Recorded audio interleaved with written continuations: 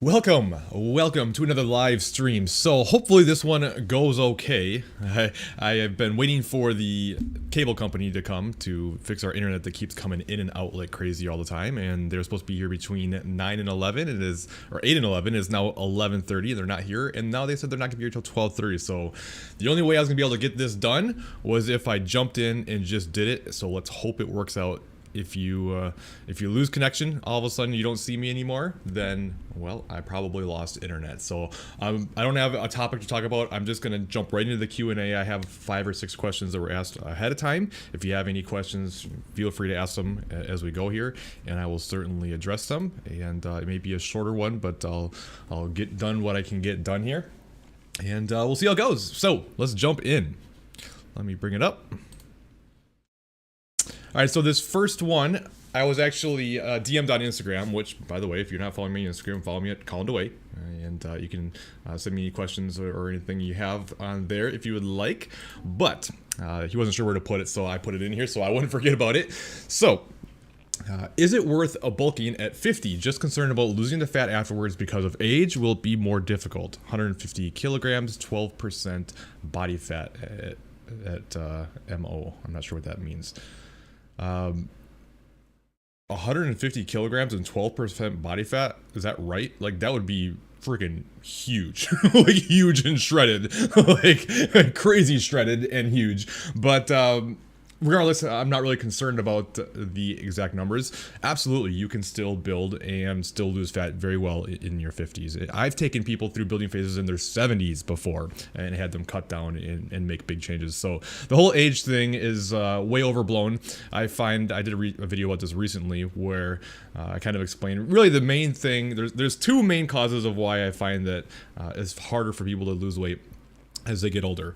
One is, well, just the older you are, the longer of a history of dieting you probably have. So if you've spent if you're 50 and you've spent since the age of 20 yo-yo dieting like crazy, well, now you have 30 years of history of dieting, which is your metabolism in the tank. So that's part of it. And then the other thing is we just end up being so much less active as we get older. The older we get, the more responsibilities we have, probably more tired, things like that. You're just not moving around, not burning as many calories. But there isn't something like once you get older, just all of a sudden you can't lose fat. It doesn't work that way. Yes, your metabolism slows down a bit, but not nearly as much as most people think.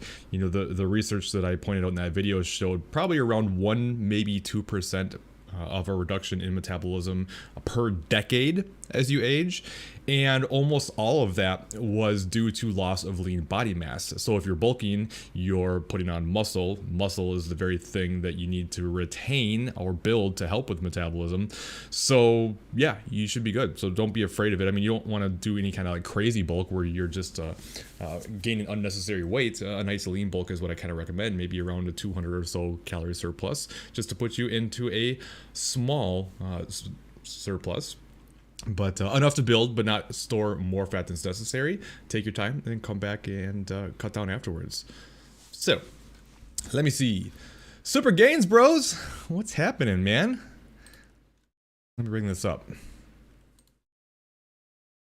Can't pinpoint daily calories at all. Best way to figure it out. So what I would do is I would take the next week.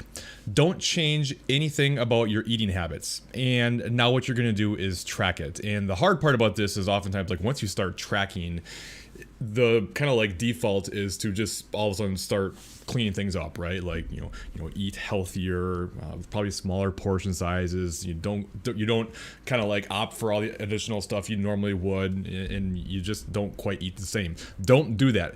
Eat exactly the way you've been eating lately, but now track it and be very open and honest and accurate about it. And then what you do is for those 7 days, you add that all up, then divide the total calories by 7, and that will give you your average calories for the week.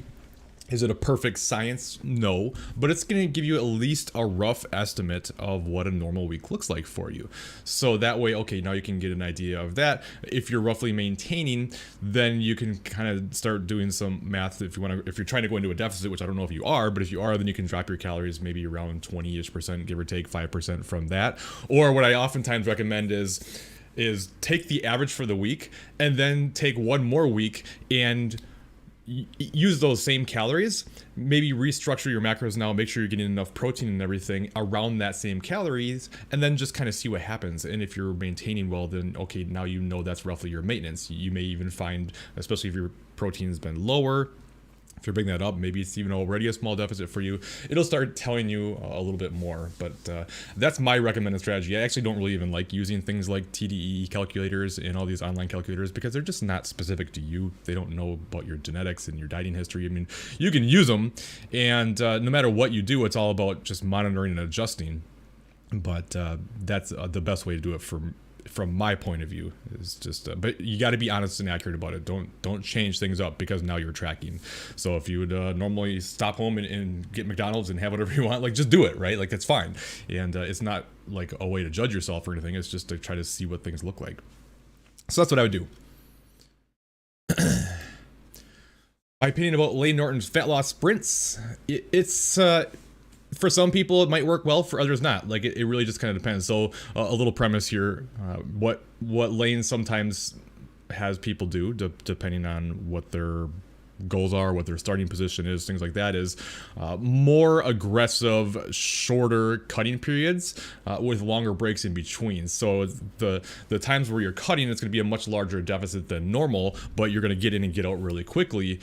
And for some people that works better, rather than feeling like the cut has to just drag on forever. And you can do this, like, I haven't looked too closely into this. It's not something I generally do, but yeah, it can make sense for some, especially if you really have a hard time sticking to something for a long period of time. Then it can certainly work well for you if that's something that that you like. But you don't want to do it as some form of like, oh, well, it's going to work faster or better, or I'm trying to get it in and out quicker. You don't, not like that. Because over the long period of time, it's probably still going to be the same amount of time. It's just you spend more time eating more and less time eating less. It's just the differences are more dramatic. So some people do much better with shorter periods with larger, more extreme deficits. You don't want to go crazy, of course, but just knowing that, okay, it's only going to be for a couple weeks. Like, I can do that for 2, 3, 4 weeks and just do that hard, and then spend the next maybe a couple of months out of a deficit, and that works better. For other people, they don't do well with a larger deficit, and they're better off taking a slower pace where you make a smaller deficit and you do that for longer periods of time. So it always depends, but there's nothing wrong with it.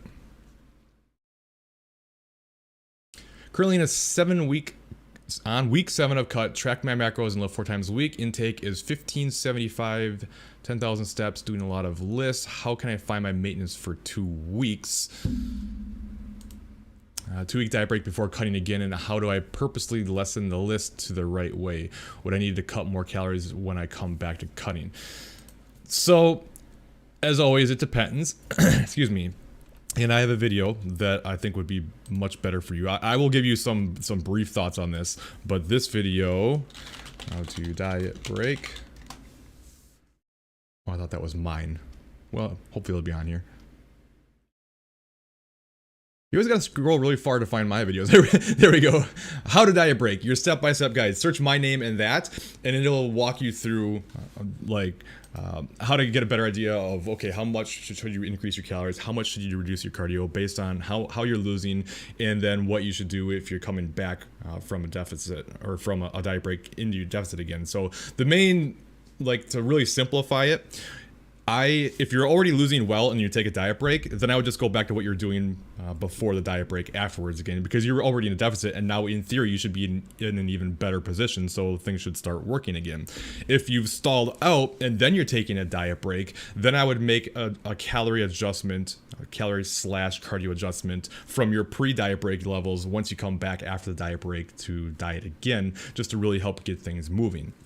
And as far as like how many calories to eat, don't overthink it. You know, it could be as simple as, let's just do 300 or 400 calories, but you know, the faster you're losing, the more you're gonna be able to increase. So if you're losing about 1 pound a week, you could more easily do a 500 calorie increase if you use the one pound of fat is 3,500 calories equation. You could use that. I don't really get too caught up in that. Usually what I do is just eat somewhere around what I have somebody do for refeeds. and just kind of do that for a week. So it doesn't have to be like an exact maintenance calories kind of a thing. The point is to get yourself some extra calories, extra carbs, reduce your cardio, maybe around 30 to 50%, and just give that body a break. So, you know, there isn't like a set standard. This is exactly how you do it. It really depends on the situation, how things are going, and everything else. But that video will walk you through much better than I can say in this video. So hopefully that one helps. Now I got to get that back. Let me see. There we go. All right. First ever cut at 42. Well, you must have been in a great spot metabolically then. 1,900 calories, 180 grams protein, got very lean, 148. So about a 14-week cut, and then started getting the effects of dieting relatively quickly. So cold, no libido. So you must have been like really lean. You must have stayed pretty lean in general, and then just got to that like next level of lean. Because those are all signs that when you get that low level of body fat, the body doesn't like it, and you start getting some of those symptoms. So those are the things that a lot of like bodybuilders will get when they start getting close to stage lean. Let me see. So now you're at 155. And all those symptoms are starting to subside, which is good, at 2,300 calories. So the question is, how do you know you're at maintenance, or when you're at maintenance and you thought it would be higher? Is it okay to get back to pre-cut weight given the new body composition? So yeah, I mean, kind of given what you're telling me here, like it seems like you would probably have built some muscle during this reverse diet phase, you know, just based on your numbers. So yeah, you don't want to get too caught up in just that weight number, because you may have a better body composition even at the higher weight. And sure, it's okay to get to that number. Like it's that kind of depends on what your goals are and everything. But in terms of the main question, how do you know you're at maintenance? Well, remember that maintenance is a moving target. So if you're maintaining your weight, you are at maintenance. The real question is, I'm assuming what you're really asking is, how do you know like what the most calories are that you can consume while still maintaining your weight, right? That's how I'm kind of taking that, because your maintenance calories is whatever you maintain your weight at, but that moves along over time, and that's partially why your reverse diet is to help maintain while getting calories up.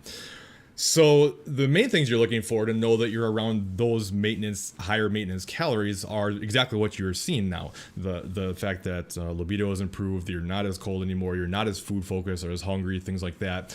These are all signs that your body has started to regulate and your hormones have gotten back into a better place and everything. So the real question becomes the risk reward of increasing calories and being able to enjoy more versus not wanting to gain body fat. I can't say for you like what that number could be. It could be higher. You could be right at it right now. So let me use myself for an example. So I cut end of last year, just a quick one, 12 weeks, and I've been maintaining pretty well. I'm still within about a couple pounds of that, but I have not gotten my calories as high as I think I probably could, based on I literally have years of numbers of myself now. So I have a general idea of what I can usually roughly maintain my weight at certain weights. And right now I'm on average, so I have high and low days, but on average I'm eating about 2,700 calories a day. I suspect I could probably get up to 2,800, maybe push to 2,900 if I took my time and still roughly maintain my weight. But for me, I'm in no rush to cut. I have no plans on doing it anytime soon. I feel good. I like the way I look. I am happy with the amount of food I'm eating. I feel like I have plenty of flexibility. I can go out on the weekends and enjoy them, and I feel satisfied. So for me, I would rather not push the extra 100 or 200 calories and just keep them a little bit lower, knowing that I'm going to have an easier time maintaining my weight here. As much as I would love to have another 100 calories, don't get me wrong, I love it, but it's that risk reward. So for me, I'm just going to stay here because I'm happy, right? Like, am I terrified of gaining weight? No, not at all. And I will over time gain some weight. I know I will, especially when I go to Switzerland in July. I guarantee you I'm going to gain weight on that trip and be just fine with it. But yeah, it's really that risk reward that I keep talking about. And if you're happy at the 2,300 calories and feeling good and everything, and feel like you have enough balance and flexibility, then stay there. If you want to try to creep it up, just take your time, monitor. If you're starting to gain, then dial it back to where you can maintain. So hopefully that helps. Was there something else? I think that was it. And keep in mind too, like when you lose weight too, like your maintenance calories are going to decrease from what they were before. You're smaller now, so you need less calories. All right, what do we got? Happy to help. Any suggestions on veggie substitutes, veggie supplements, or can we just not include them in our diet? I would definitely recommend them. I mean, you want to fuel the body well, get your body micronutrients, the vitamins and minerals. The company that I'm an ambassador for has a Good Greens product that you could use. Well, let me bring it up.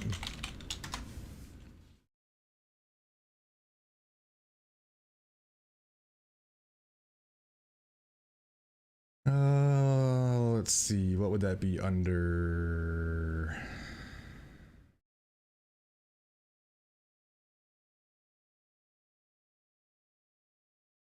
General health? Nope. Oh, yeah, there it is. Okay, so greens. And this way you can get all that stuff that you're missing out on relatively easily. And they actually have ones that taste good. Like, unlike a lot of the greens that like literally just taste like a green smoothie of just a bunch of vegetables that don't taste good. Like they actually have like a chocolate one that actually tastes like chocolate. So it's pretty good. So you could use that. I have a discount code. You can use Colin, C-O-L-I-N, corenutritionals.com. That's an option. But otherwise, I mean, you do want to eat veggies, and keep in mind too, like a lot of people don't like veggies, and I get it, and I never used to either, but your taste buds are adaptive. Like they really are. And if you eat something enough, your body will get used to it, and you don't hate it anymore. Like I used to, when I was younger and I was getting into fitness kind of for the first time, and I was all about like, you know, I just felt like, okay, like you had to eat super clean all the time, right? I'm like, well, I better learn how to like broccoli. So, you know, because broccoli is the go-to great food, right? So I forced myself to eat broccoli, and I hated it. But I literally just forced myself to eat a little bit every day. And then after a while, I actually liked it. It's kind of crazy. Yeah, no problem. All right, what else? What else? Currently reverse dieting. Just over 2 months after doing an 8-week cut, what would be your opinion of running a 10% surplus 3 weeks out of the month, and then 5 to 7 days each month as a mini cut, around 2/3 my maintenance? So numbers would be around 3,000 maintenance, 3,300 3 weeks, 2,000 1 week at the end of each month. Not something I would really recommend. It's not something that I've done, and to my knowledge anyways, there's really no research on looking at something like this, but I suspect you probably wouldn't. It would probably just basically be maintenance for you as a whole. And I think what you would probably find, keep in mind, whenever you start a cutting phase, the initial weight that you lose isn't generally body fat. It's water weight. It's things like glycogen. So when you consume carbs, your body breaks that down into glucose and stores in your muscle and liver as your muscles and liver as glycogen.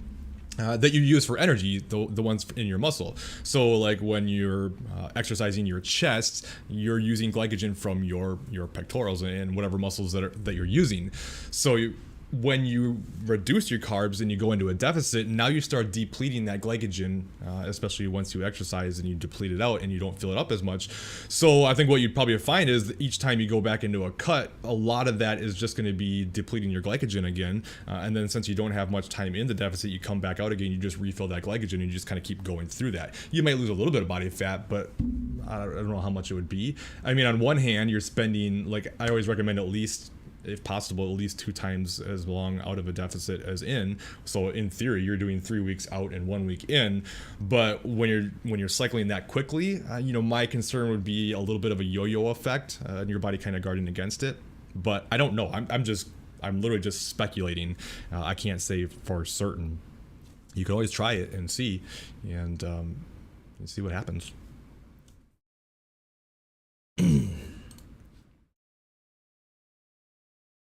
Very welcome.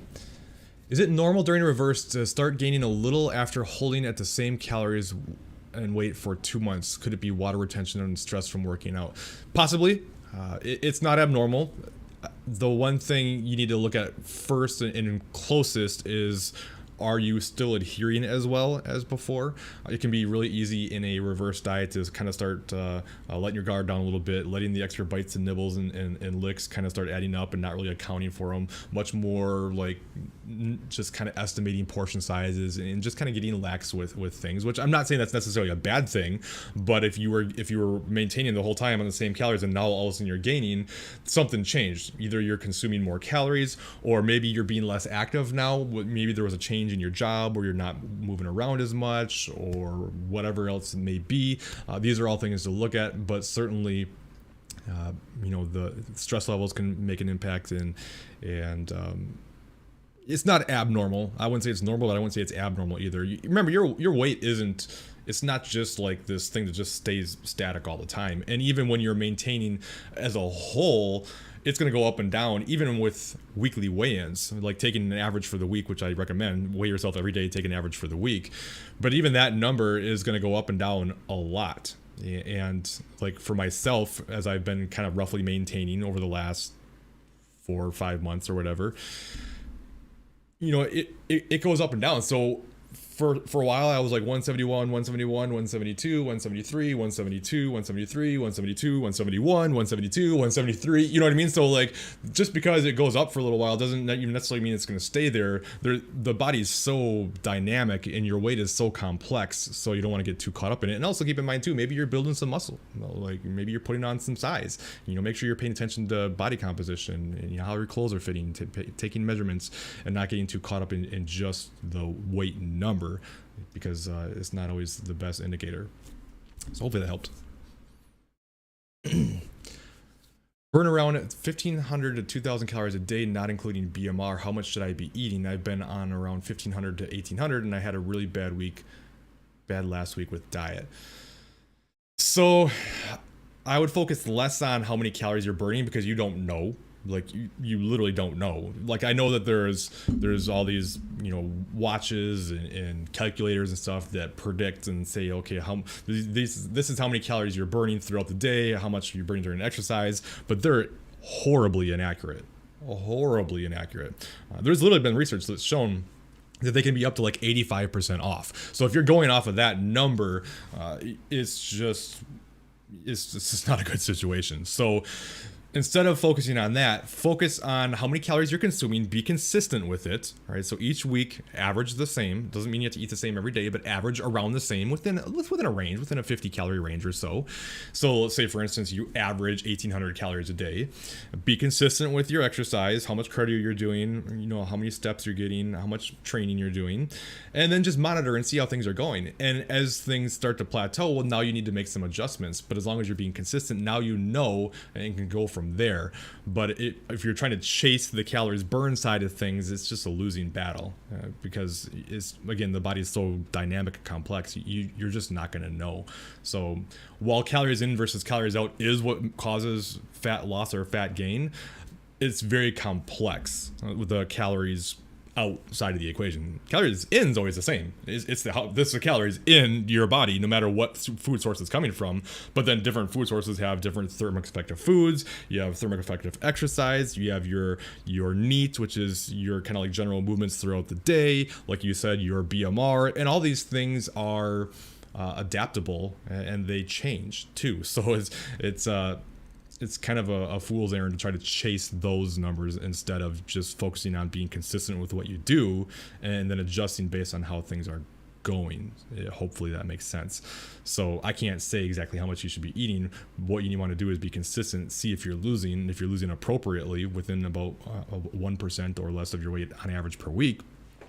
And pay attention to pictures and measurements, then you're good. If you're losing too fast, then you can add some more calories in or reduce your activity. If you're not losing at all, well, now you need to be a bit more aggressive. What's up, Jake? All right, what else we got? I'm glad this is working. I wasn't sure. Our internet's been going in and out like several times a day for the last week. All right, Melissa, you're very welcome. Let's see. I have a bad foot injury. Sorry to hear. No fun. I broke my toe a couple years ago, so I know what that's like. And being scared to gain some fat now that you can't exercise properly. So the real question is, what should you do? You can't really exercise much. Do you need to reduce your calories and things like that? So yeah, I mean, if you really want to try to maintain best you can, if you're going to be less active, that means you're going to burn less calories, which means you need to consume less calories to stay around your maintenance calories. Again, as I always say, it's about monitoring and adjusting accordingly. But it's a difficult thing too, because when you're not really exercising, like, it's just not quite the same, especially if it's going to be for a long period of time. You're going to start sacrificing a little bit of muscle over time, not right away. I mean, it takes a few weeks to lose actual muscle tissue, but I mean, you'll lose some over time, and your body comp can kind of change in the other direction while kind of maintaining. I've certainly been there, but also know that it comes back really quickly too. But don't get overly concerned about it. Just try to stay around maintenance. If you can get in and do anything, like, I don't know how bad your foot is. I'm not suggesting that you jeopardize making it worse, but if there's ways that you can get around and maybe do some upper body stuff just to keep yourself active. I mean, that's what I did with my foot. This was during COVID times, the lockdowns and everything. So I was just going into my backyard with some resistance bands and doing like push-ups and I'd throw the resistance bands around a pillar and do some rows and some bicep curls and things like that, whatever I could do while not putting pressure on that foot. But I just had a broken pinky toe. I don't know how bad your foot is, and if you need to just totally stay off of it, stay off of it. But if there's anything you can do, something's always better than nothing, right? But don't jeopardize making that injury worse by trying to do something that you shouldn't.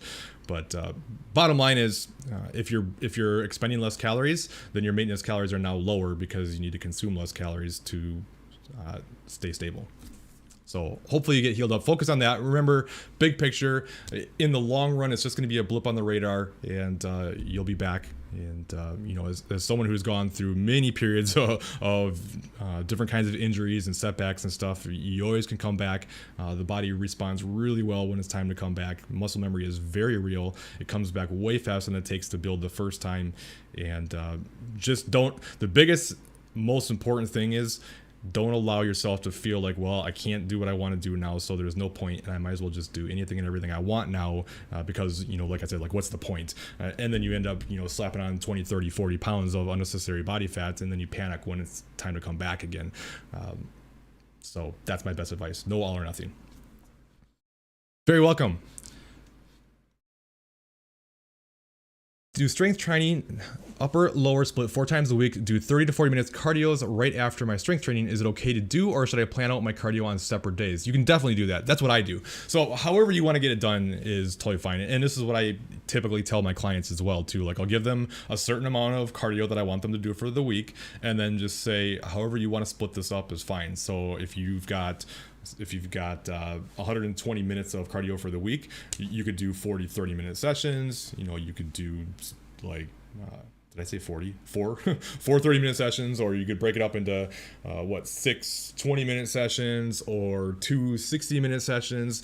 However you want to do. I do find, breaking it up into smaller sessions, it's usually a little bit better, just because like you can only push yourself so hard for so long, right? Like if you're going for 20 minutes, it's easier to keep the pace up a little bit more than if you're going for like 60 minutes. Not that you need to be crushing yourself anyways, but whatever works best for you, your schedule, and what you personally like is what matters the most. So like for me, even when I was doing prep and I had ungodly amounts of cardio at the time, I think the highest I got at some point was, I think I was doing 5 or 6 hours of actual cardio for the week on top of going for an hour walk every single day. But no matter what, I always just split up my cardio evenly with how many strength training sessions. So at the time I was training 5 days per week. So when I had 2 hours of cardio, I divided that by 5 and did it after my training. When I was doing 5 hours of cardio a week, I was doing an hour of cardio after my training every single day, because personally, I'd rather go into the gym less times per week and spend more time at the gym versus coming back later to do it at a different time. If you want to know what's most optimal, honestly, probably splitting it up so that you were doing it on a different day. So if you're training 4 days a week and you did most of your cardio on 2 of the other days, I do recommend at least 1 full rest day for recovery. But if you want to use those other 2 days to go in, you're going to be better fueled, you're going to have more glycogen, you're going to have more energy, and you'll probably be able to perform better for your cardio. But if you prefer not to have to go back in, then that's great. And I still do that now. I'm only doing 30 minutes of cardio now, but I split that up. I train 4 days a week now. I actually split it up between 3, so I don't do it. I try not to do cardio on my leg days whenever possible. But yeah, I mean, that's how I do it. However you want to do it is fine. Don't feel like you can't or have to do it a certain way. One more and I'm in the way and I can't move it. So let me get myself out of the way. And if there's any others, let me know. All right, wondering if I could speak to why some of us have the need to eat to fullness. I always need to feel like I have lots of food. I am maintaining 150-pound weight loss. That's fantastic. Congratulations, especially that you're maintaining it. Do a ketovore. I've never heard of that. I'm sure it's a combination of keto and carnivore. I would assume. How would that even work? I don't know. It's irrelevant. Whatever you like and enjoy and can sustain is fine. But the mentality, fear of not feeling deprived is something I can't shake. You know, that's a hard one for me to answer. And I feel like there could be a lot of different reasons for it. Of course, most of them would be mental, but you've lost a lot of weight. So, I mean, it's entirely possible that, okay, you're being so far below your body's natural body fat set point, your hunger hormones are probably still off, and it's causing you to want more food. And there's also just the fact that you probably had to spend a lot of time eating very little food to lose all that weight. I mean, how else are you going to do it, right? I mean, don't mistake that as, if anybody else is listening, that you have to starve yourself. That's not what I'm saying. But to lose 150 pounds, you need a nice deficit for a long time to lose that much weight, right? So you probably spent a lot of time, being really hungry and struggling with that, and that kind of sticks with you, right? And you don't want that feeling anymore. So it's kind of like you're always feeling like, man, like I just need more food. I remember Lane saying one time to me, this is before I ever went into a prep. Thankfully, this didn't happen for me, but he said, once you get really shredded, like late stage lean shredded, there'll never be enough food ever again. Because when you go through that, you're going to be so freaking hungry that like you're just always going to be kind of like, oh man, like I just always want more food now. That didn't hold true for me, thankfully, but I also didn't get that far below my normal set point either. So I don't know. I can't say exactly why. And I suspect a lot of it is kind of like fear of being hungry again, fear of not being able to have enough food and things like that. Some kind of mental capacity, not really sure, but I wouldn't say it's abnormal either. I mean, I think most people want to eat. We just don't want to feel hungry, right? Like it's not fun. Hunger doesn't necessarily mean something's wrong. You don't want to be like ravenously hungry all the time and super food focused, but especially in a deficit, like hunger is going to be a part of the process. It's something that we just need to accept. And it's something that a lot of people struggle with. They really do, because they feel like they should never be hungry, and if they're hungry, then something's wrong, and they need to feed themselves to make sure that nothing bad happens. But like, no, hunger is just a part of the process. You're consuming less calories now. You have less energy. The body wants more, so it makes you hungry. But just because you're hungry doesn't mean like you have to eat either. So some hunger is normal. Complete, utter, ravenous, total like food focus all the time. That's not so normal. So hopefully it gets better for you. That was helpful. Cool. Oh, thank you so much. I really appreciate it. How long does muscle memory last? I used to be very active and play a lot of sports, but lost a lot of muscle, 110 pounds at 5'8", to Crohn's disease past 6 years, and eating issues. Would muscle regain happen quickly? I can't say for certain. I think I've heard before that it can last for a couple of years, but I think it lasts pretty permanently, honestly. And I'd have to dig in a little bit deeper.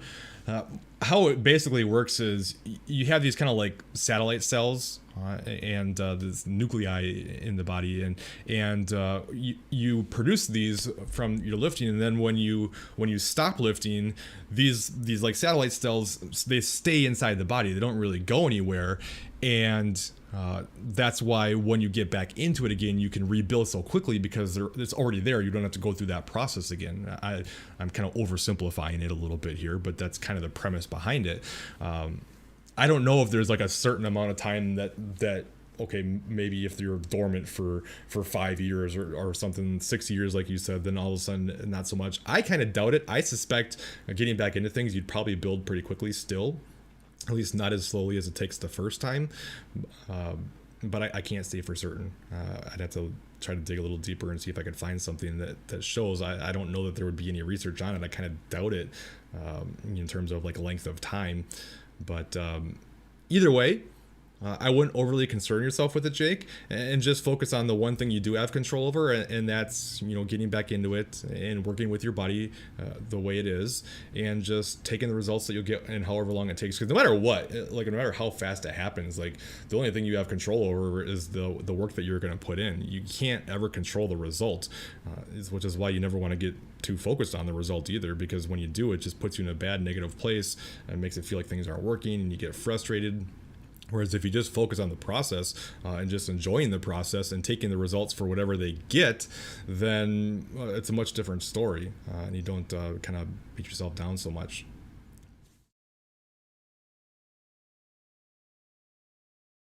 To a degree, yeah. I mean, that's kind of how it works.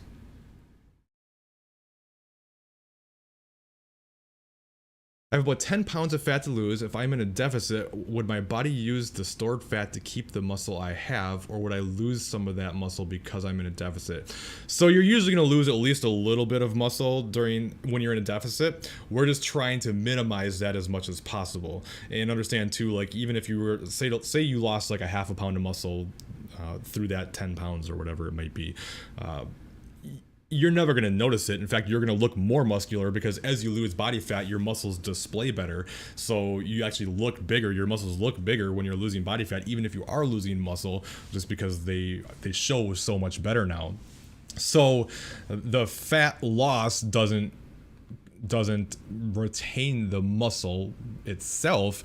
You help retain the muscle by a few things. One, making sure you're not losing weight too fast. The faster you lose weight, the more likely you are to lose muscle. So you don't want to lose more than about 1% of your weight on average. The slower you take it, the less likely you are to lose. So usually between 0.5% and 1% is a good sweet spot if you're trying to retain muscle as much as possible. If you're going too slow, then it can take forever. But I mean, you can go slower than that and you will retain better. So pace of weight loss, keeping up training intensity, so making sure that you're still training hard and getting your normal training stimulus in. I say it all the time, but your training should not change whether you're cutting or you're building. It stays the same. You change your calories and your cardio to either put you in a surplus or a deficit or maintenance, but your training should stay relatively the same. So keep training hard. And then the other thing is making sure you're eating a high protein diet. You lose muscle if protein degradation or muscle protein breakdown is greater than muscle protein synthesis. And if protein is low, you're not going to be synthesizing as much, and you're going to get more breakdown, making it more likely to lose more muscle. So that's why we say eat around 0.8 to 1.2 grams per pound of body weight. Unless you have a lot of weight to lose, then it's more around a goal weight or so, or you can use lean body mass equations, things like that. And just make sure you're taking your time, keeping protein high and training hard. And I wonder if the cable guys are here. So I just heard my dog going crazy. Let me see. They're supposed to call first.